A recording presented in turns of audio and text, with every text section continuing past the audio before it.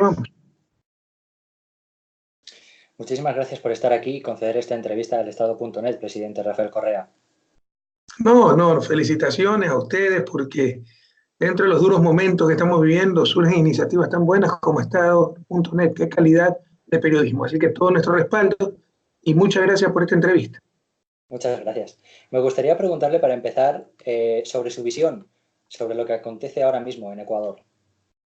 Mira, sentimientos encontrados, mucho dolor de lo que está pasando en el país, cosas que creíamos superadas, tal vez exceso de confianza, vanidad, pero después de 10 años de estabilidad, de progreso, ganamos la admiración del mundo, el jaguar latinoamericano. Volver a esto, que es telenovela repetida, es volver a los años 80. Puede ser con más brutalidad ahora, solo comparable tal vez con la represión de Férez Cordero, pero no hemos visto en las últimas décadas una represión tan brutal. Volver a lo de siempre, ¿no? Que nos ha hecho retroceder décadas. Esa, la tristeza, la pena en el corazón. Pero por otro lado está la esperanza, que por fin despertó nuestro pueblo. Nos engañaron 2 años y medio. Moreno, con la ayuda de la prensa, en un momento dado llegó a tener 80% de apoyo popular. Los únicos que lo enfrentábamos en ese momento éramos nosotros, diciendo, este es un farsante, está mintiendo, se ha vendido a la derecha, a los monetarios, a los grupos de poder, nos va a aclarar un paquetazo.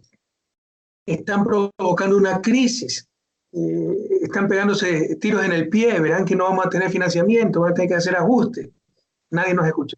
Hoy todo lo que anunciamos se ha cumplido, pero gracias a Dios, frente a tanta agresión, tanto maltrato a nuestro pueblo, la falta económica, la falta de seguridad, la inutilidad total, la corrupción generalizada, por fin ese pueblo ha despertado. Que sean las protestas firmes pero pacíficas y a cuidarse mucho. Últimamente, a la hora de hablar sobre el paquetazo, Lenín Moreno dijo que no iba a subir el IVA. Sin embargo, ¿no es más lesivo para todos los ecuatorianos la subida del combustible? Probablemente, porque ustedes en el IVA pueden hacer excepciones, por ejemplo, medicinas. 90% de los bienes de la canasta básica están exentos del IVA. O sea, los pobres, el IVA normalmente es un impuesto, técnicamente un impuesto indirecto. No recae sobre la persona o sobre la renta, sino sobre el bien o la transacción. ¿Ya? Por ejemplo, venta de una silla. Los impuestos directos son progresivos, el que más tiene más paga, normalmente, si lo diseña bien. Ejemplo, impuesto a la renta. Los más ricos pagan más. Esos son los impuestos que deberían ajustarse. Pero prefieren los impuestos indirectos porque son de más fácil recaudación. Y ahora, de todos modos, con las excepciones que tiene el IVA, ¿no? Es algo progresivo el IVA, porque los pobres que consumen la canasta básica prácticamente no pagan IVA. Pero ahora resulta que hay que agradecerles que no subieron el IVA, y solo subieron los combustibles. Entonces, tú tienes razón, el combustible, el incremento del combustible, tiene un efecto generalizado. Lo pagan ricos y pobres, pero ¿a quién le cuesta llenar más el tanque proporcionalmente a su ingreso? ¿A alguien de clase media o a Fidel Lega, el segundo hombre más rico y que sostiene al gobierno con el Banco del Pichincha y del Amazonas? Por eso, las élites, las cámaras empresariales están apoyando el incremento de la gasolina, porque para ellos es un impacto pequeño, pero para la gran mayoría de la población va a ser un impacto grande, directo, en cuanto al que tiene una clase media que tiene su carro le va a costar más llenar el tanque, pero a los pobres utilizar transporte público y a todos, sobre todo clase media y pobre, porque los ricos no le hacen ni cosquillas, el incremento del precio de los comestibles, por ejemplo. O sea, sube todo cuando sube la gasolina. Con el IVA no subían los comestibles porque la mayor parte de comestibles, de alimentos, medicinas, por ejemplo, no pagaban IVA. Entonces, lo más triste es que todo esto se pudo evitar, ¿no? Si quieres hablamos más adelante de eso, ha sido una crisis inducida. Ellos crearon las condiciones para llegar a esta situación. ¿Y cuáles fueron esas condiciones y cómo se crearon? Bueno, empezaron disminuyendo ingresos, o sea, teníamos un problema fiscal, pero fácilmente manejable. Veníamos de un terremoto de 8 en la escala Richter, que nos hizo perder 3 puntos del PIB, más de 3.000 millones de dólares, no olvidamos de eso. Veníamos de tener una caída del precio del petróleo que nunca antes se había visto en la historia, ni siquiera cubría los costos de producción. Pues, obviamente, no aumentamos pobreza, no aumentamos desigualdad, ya el último trimestre del 2016 empezó a crecer la economía, pero algún costo debe haber. Entonces había un déficit fiscal, pero se podía manejar, estaba ubicada la fuente de financiamiento. ¿Qué es lo que hace este tipo? Traiciona Pero además, como es inepto, no es que traiciona para hacer algo nuevo y mejor. No, no hace nada. 2 años, lo han reconocido, se pasan haciendo politiquería y tomando decisiones totalmente desacertadas. Por ejemplo, si el mismo presidente se pasa diciendo que el país está en crisis, que estamos sobreendeudados, que todo ha sido corrupción, inversionista serio va a venir a invertir en Ecuador. Y después se quedan de que no hay inversión extranjera. Esas son las contradicciones de este tipo, de su ineptitud y su odio. Yo creo que el odio ya le hizo fallar algo en la cabeza. Nunca ha sido muy iluminado, pero ahora está desequilibrado. Y empezaron a tomar una serie de medidas en función de los grupos de poder que dominan. Eliminaron aranceles. Eso significó como 600 millones de pérdidas. Para bajar el precio de la Nutella. ¿Quién consume Nutella importada? Pero por el contrario, le aumenta la gasolina todo. Entonces, derogaron aranceles. Eso es un impacto de centenas de millones de dólares. Se perdonaron impuestos, la remisión de impuestos. Alguien dirá, usted también hizo remisión de impuestos. Claro, pero hay que saberla hacer.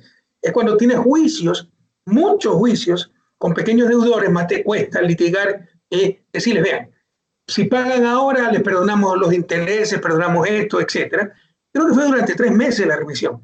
Aquí hicieron 2 años la remisión, y con los grandes deudores, donde es muy rentable concentrarte 6, 8 transnacionales petroleras que te deben más de 1.000 millones.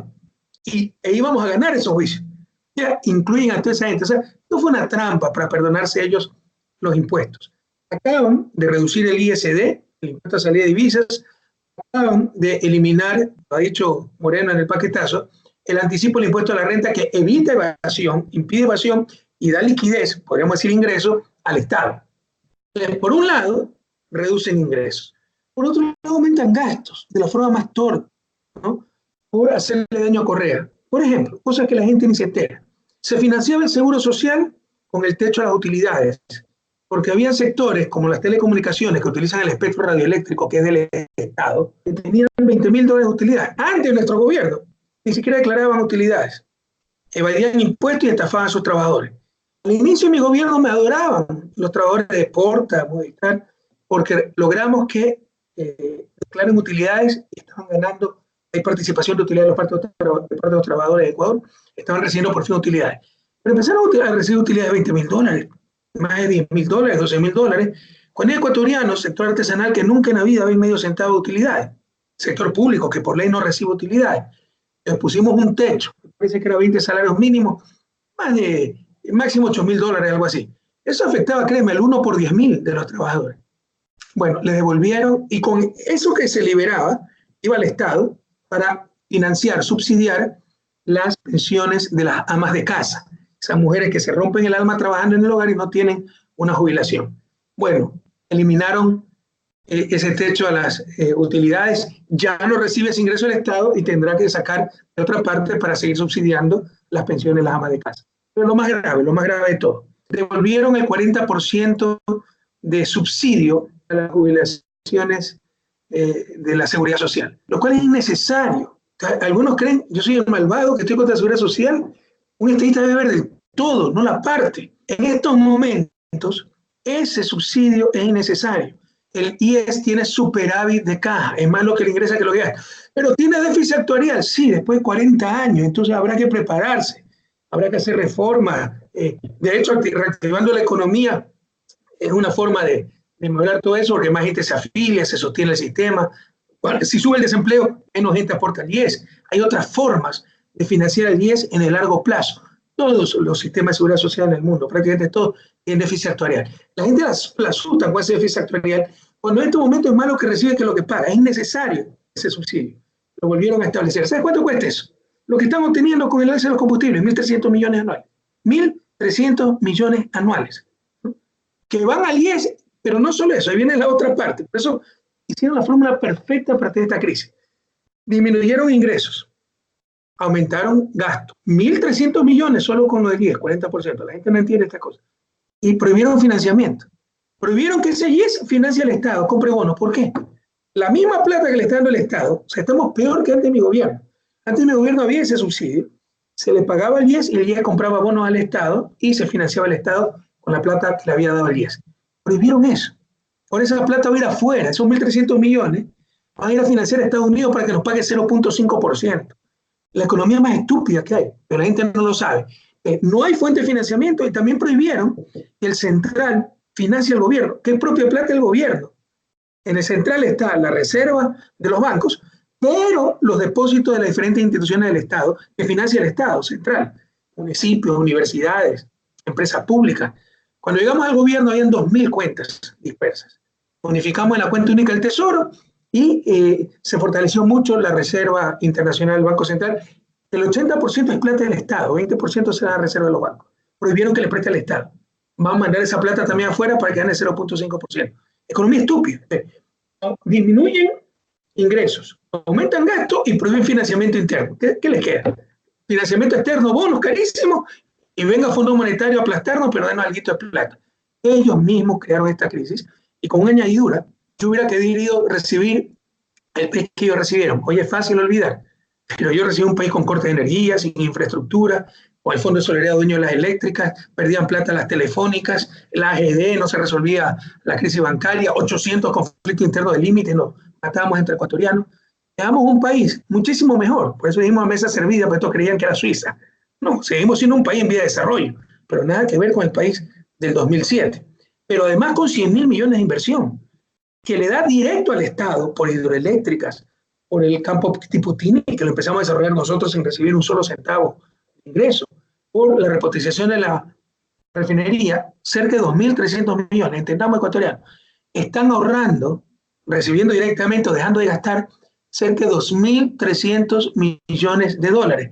El sector público, porque con esos 100.000 millones de inversión, hay inversiones que no tienen retorno financiero, las escuelas, los hospitales, pero otras sí, los multipropósitos, con un fuerte invierno eso lo ahorra 400 millones, pero eso no va al Estado, es el sector privado. Cuando ustedes utilizan las espectaculares carreteras de Revolución Ciudadana o ya no tienen corte de energía, todos están ahorrando dinero, tiempo, seguridad, ya no hay tanto accidente. Entonces, el beneficio es incuantificable, pero directamente el Estado está recibiendo 2.300 millones. Todo eso nos lleva a una crisis. Es pura y simple ineptitud. Por si acaso, en la reducción de ingresos también está la reducción de aranceles que te dije. Y eso tiene doble efecto. No solo resta ingresos al Estado, sino que desequilibra el sector externo, barata importaciones, y eso puede hacer que explote la dolarización. Tal vez más dólares de lo que ingresa. Me gustaría también preguntarle por una parte del paquetazo, porque se está hablando mucho sobre la gasolina, pero hay unas medidas que atañen a los derechos de los trabajadores y me gustaría saber por qué piensa usted, presidente, que no se está hablando de eso. Bueno, porque es demasiado grave lo de la gasolina, pero también es grave lo de los trabajadores, y dámoslo en dos partes. Trabajadores en general y sector público en particular. Mira, es que la gente se acostumbra a esto. En parte, sí, siento una decepción, creo que probablemente fracasamos en eso, que la gente no esté consciente de sus derechos, que crean que es una ley natural lo que está pasando, lo que Roque llama el pacto de dominación, que ellos vivan en opulencia y aplasten al resto. Y es normal que si hay problemas se recorten derechos laborales, volvamos a la tercerización, que también teníamos cuando encontramos el país. Era parte de lo que encontramos en el país en el 2007. Y que ahora que hay problemas, entonces hay que flexibilizar, quitar estabilidad, reducir salarios reales. ¿Por qué? ¿Por qué no hablan de flexibilizar el capital? Las utilidades bancarias que están rompiendo récords. Ah, Correa es populista. Nos han adoctrinado de tal forma que si tú dices eso eres populista. Pero en un país sin seguro de desempleo, algo empezamos nosotros en nuestro gobierno, pero han parado. Votar trabajadores, eso no es ser populista, eso es ser técnico. Ya basta. Son ideas morales. Todo refleja nada más quién está en el poder. La política económica, Gonzalo, como su nombre indica, es política, opciones. Claro que no se puede hacer cualquier cosa en economía, pero tampoco se tiene que hacer lo mismo lo peor. Cuando tú dices flexibilidad laboral, facilidad para despedir trabajadores, reducción de salarios en el sector público, nueva forma de contratación para pagar menos, para no tener estabilidad, pero que los bancos sigan rompiendo récords de utilidades. Lo que te están diciendo es que en el poder ya no están los representantes de los trabajadores, ya no están los representantes de la gran mayoría, ya no está el pueblo ecuatoriano, están los banqueros, como Fidel Lega, están los grandes empresarios. Es que nadie se engañe con esto. Esto es general, como visión.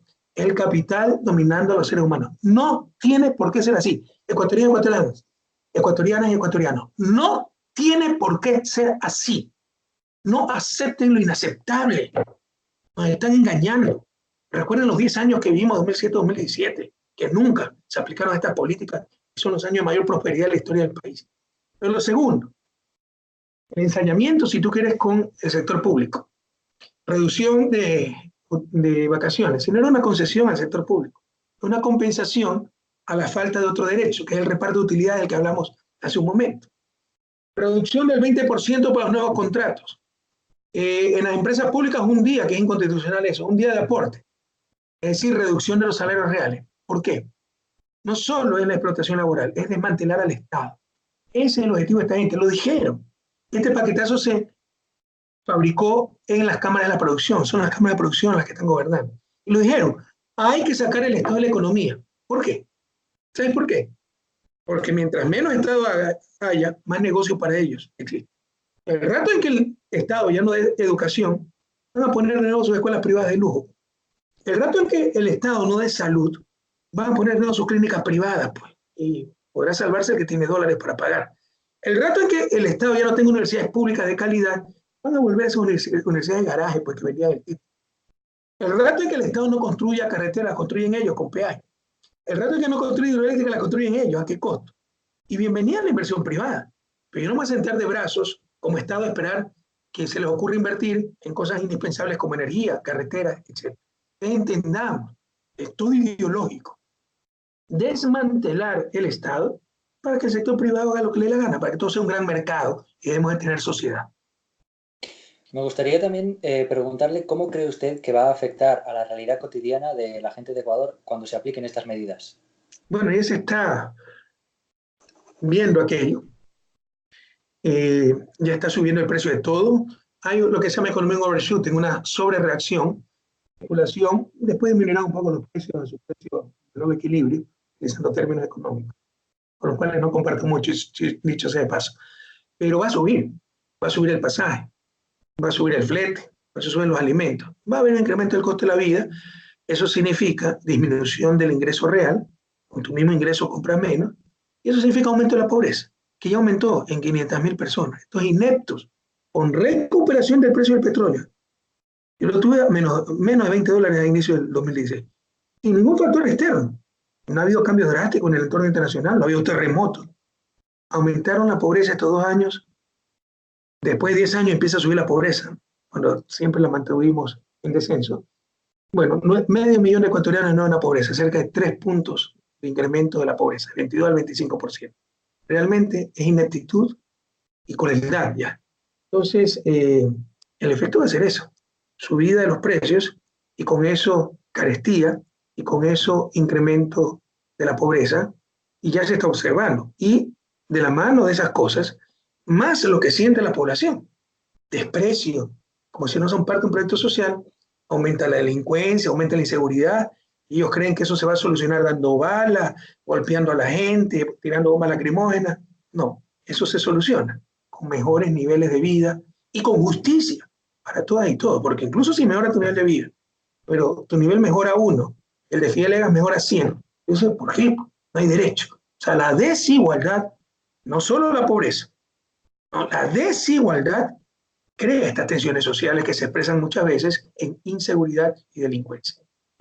Y para lograr alcanzar este escenario, si la izquierda ecuatoriana volviera a llegar al poder, ¿cuál cree usted que serían las 3 medidas principales que habría que tomar de urgencia? Bueno, derogar el paquetazo y volver a poner los aranceles, cuidar el sector externo. Segundo, sí, optimizar los combustibles, pero como estábamos haciendo, que hasta eso suspendieron, ¿no? Las cocinas de inducción, o sea, por favor, racionalmente, es que tenemos una política irracional, ya tenemos una política canalla, ¿no? Apoyada por la prensa. Por estar contra Correa, suspenden las cocinas de inducción. Dijeron que había sido un fracaso el programa. El programa fue un éxito rotundo. Dijeron que el objetivo era cambiar 3 millones de cocinas. No, ese es el total que hay que hacer. Sabíamos que lo iban a lograr en el gobierno. Siempre vamos a cambiar 2 millones, pero ya en 2014 dije, por los problemas económicos, no hay suficiente financiamiento, no vamos a llegar a esa meta. Pero tenemos 600.000 cocinas, cuando antes no había ni una. Per cápita es la mayor cantidad de cocinas de América Latina y mayor que muchos países de Europa. Cocinas de inducción, no cocinas eléctricas, que es un invento relativamente nuevo y son muy eficientes. No conocía a nadie que esté descontento con su cocina de inducción. El nivel de satisfacción es 100%. Buscaron a uno por ahí seguramente pagado, así que como no servía la cocina de inducción, el horno guardaba libros. O sea, estaba haciendo libros al horno. ¿Quién puede creer esa tontería? Todo por hacerle daño a Correa. cuando eso disminuía el uso de gas y disminuía técnicamente, humanamente, otro subsidio importantísimo que es el subsidio al gas. Entonces, tenemos que ir a transformar la materia energética por la oferta, es lo que estábamos haciendo, por ejemplo, reemplazar termoeléctricas con hidroeléctricas, y por la demanda, que también significa generar oferta. Por ejemplo, reemplazo de la cocina de gas por cocina de inducción, eficiencia energética, camaroneras en lugar de funcionar con motores a diésel que funcionen con electricidad, teníamos un plan también para eso, y transporte masivo, por ejemplo, con energía eléctrica, como estamos haciendo. Por eso iniciamos el metro, por eso iniciamos el tranvía de Cuenca. Así se hacen las cosas, no valientemente con el paquetazo, y diciéndole que con eso el país obtiene 1.300 millones de dólares. Falso. El Estado los obtiene, pero lo pierden los ciudadanos. No es que un subsidio, quitar un subsidio, crea riqueza, redistribuye riqueza. Pero ni cosas tan elementales se han entendido. Y tercero, te diría, recuperar la institucionalidad del Estado, porque con una buena institucionalidad el resto se da. Este desmanteló el Estado. Tenemos un organigrama muy bueno. Habíamos mejorado cuando yo llegué al gobierno. Revisa el informe BIT, calidad del sector público. Éramos penúltimos, solo nos superaba Honduras. Ya hace como 6 años estábamos en el puesto sexto. Y te aseguro que si se hiciera de nuevo, bueno, si se hubiera hecho hace 2 años el estudio, estaríamos entre los 3 primeros. Mejoró mucho la calidad del Estado ecuatoriano. Pero por el odio a Correa, quitaron los ministerios coordinadores, entre ellos el Ministerio Coordinador de Seguridad. Ya ven las consecuencias en la frontera, ya ven las consecuencias en delincuencia. Eliminaron Secretaría de Gestión de la Política, volvieron hacia el Ministerio del Interior, que se dedicaba solo a la policía, ministerio todólogo de los gobiernos autónomos descentralizados de la política. Ahí ves la situación de la policía y la ineptitud de esta señora María Paula Romo, que no opina, no da pie con bola, no atina a nada, ¿no? Entonces, recuperar esa institucionalidad que funcionaba, sin duplicidades, con objetivos claros, y verás que el resto se da por añadidura, porque uno de los problemas que tenemos es, no hay políticas claras y no hay institucionalidad para aplicarla. Hay que recuperar la institucionalidad del Estado y la visión del proyecto nacional para avanzar como avanzamos tanto del 2007 al 2017. ¿Qué indica que el Fondo Monetario Internacional haya vuelto a marcar la política económica de Ecuador, presidente? El entreguismo. Porque mira, nunca funcionó esa política, pero por Dios. En el 90, oiga, nosotros hemos firmado, parece, ¿cuántas? Ya perdí las cuentas, 16, 17 cartas de intención con el Fondo Monetario. Si esa fuera la solución, ya seríamos Suiza. Por el contrario, por seguir sus políticas, tuvimos el colapso más grande en el año 99, que tanto costó al país en recursos y en dolor humano, ¿no?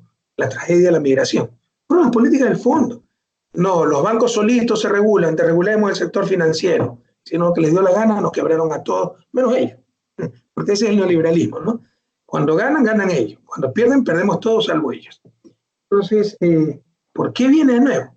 Porque defienden intereses particulares, pues, sobre todo el del capital financiero nacional y transnacional, ¿no?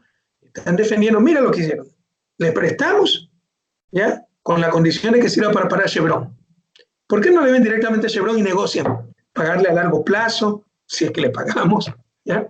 Condiciones blandas, reducción de la deuda. No, es garantizar los intereses del gran capital de grandes transnacionales. Ese es el rol del fondo, pero todo el mundo lo sabe. Hay informes del Congreso de Estados Unidos. Eso no está en discusión. Son los perros guardianes del gran capital. No les interesa el desarrollo de nuestros países. Lo mismo hicieron con Grecia. Les cayó a Grecia. ¿Qué ayudó a Grecia? Era garantizar el pago de los bancos privados de Alemania y Francia, lo que le habían prestado a Grecia. Lo mismo acá. Garantizar el pago de las transnacionales, ¿ya? Y poner un modelo, ¿no? Un modelo, creo que es mi teléfono. Un modelo